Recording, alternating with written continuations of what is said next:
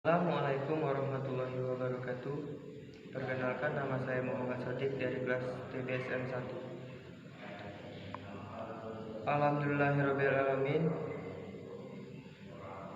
Wassalamu ala asrofil anbiya'i wal mursalin wa ala alihi wa sahbihi ajmain, amma ba'd. Yang pertama-tama, marilah kita panjatkan puja dan puji syukur atas kehadiran Allah Subhanahu wa taala beserta rahmat dan hidayah yang telah diberikan kepada kita. Salawat serta salam semoga terlimpahnya kepada Nabi Muhammad Sallallahu Alaihi Wasallam yang telah memberikan banyak mengajarkan kepada kita tentang keikhlasan. Ikhlas merupakan salah satu sunnahnya. Oleh sebab itu, sebagai umat muslim harus senantiasa mengikutinya. Ikhlas adalah amanah hati yang tingkatnya sangat tinggi.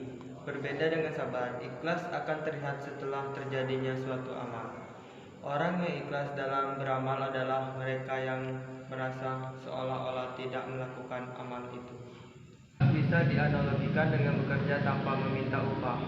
Saking tingginya amalan ini, ibadah yang mengharapkan surga belum terhitung ikhlas, sebab masih banyak mengharapkan upah dari Allah Subhanahu wa taala. Namun, tingkatan tersebut sudah sangat tinggi dibandingkan dengan orang awam.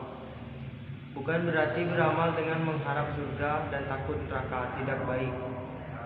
Imam Ghazali menjelaskan bahwa beramal mengharapkan surga hukumnya sah dan bagus serta berfaedah diterimanya suatu amal.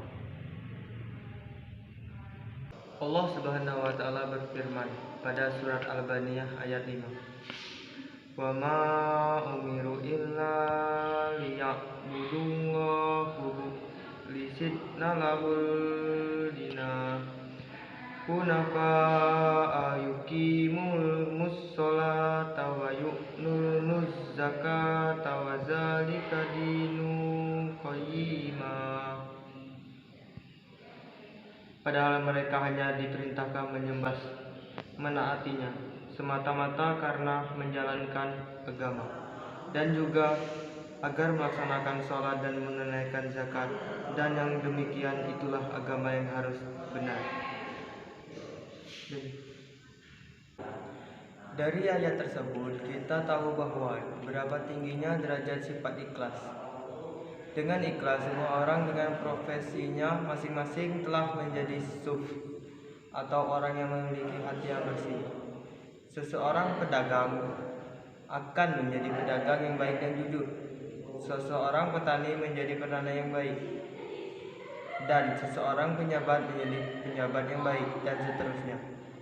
Imam Al-Ghazali mengatakan, semua manusia akan rusak kecuali manusia yang berilmu. Semua manusia berilmu akan rusak kecuali yang mengamalkan ilmunya. Semua manusia berilmu yang mengamalkan ilmunya akan rusak kecuali yang ikhlas.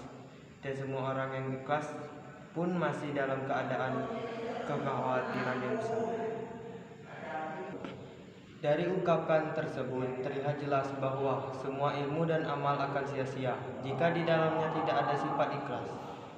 Ilmu dan amal tidak dapat dibanggakan. Bagaimana mau dibanggakan sedangkan yang ikhlas aja masih dalam keadaan khawatir yang besar. Jadi, mari mulai saat ini kita tanamkan rasa ikhlas kemanapun kita pergi.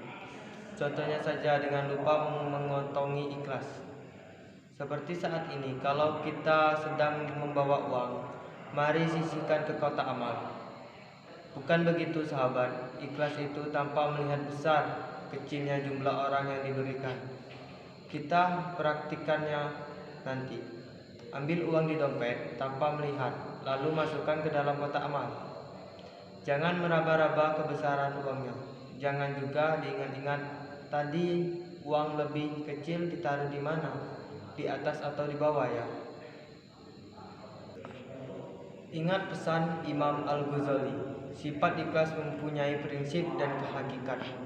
Jika sudah mencari alasan, prinsip tersebut akan hilang.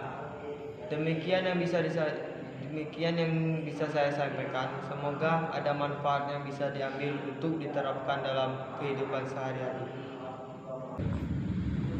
Dapat disimpulkan bahwa ikhlas itu baik bagi dilaksanakan oleh seseorang, dan buruk juga jika kita tinggalkan.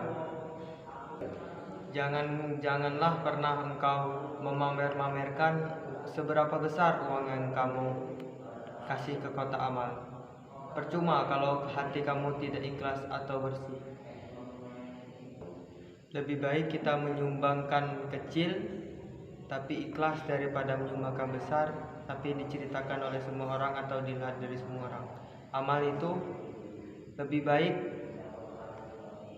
itu tidak tergantung dari siapa orang yang menyumbang lebih besar atau siapa yang menyumbang lebih kecil.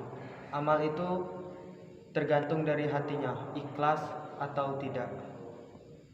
Janganlah sesekali kau malu menyumbang kecil. Lebih malulah menyumbang besar, dipamer-pamerkan dan hatinya tidak ikhlas. Demikian yang dapat saya sampaikan. Semoga yang saya sampaikan dapat mengubah hidup kita. Demikian yang dapat saya sampaikan. Lebih dan kurang saya mohon maaf. Kepada Allah saya mohon ampun. Billahi taufiq wal hidayah. Wassalamualaikum warahmatullahi wabarakatuh.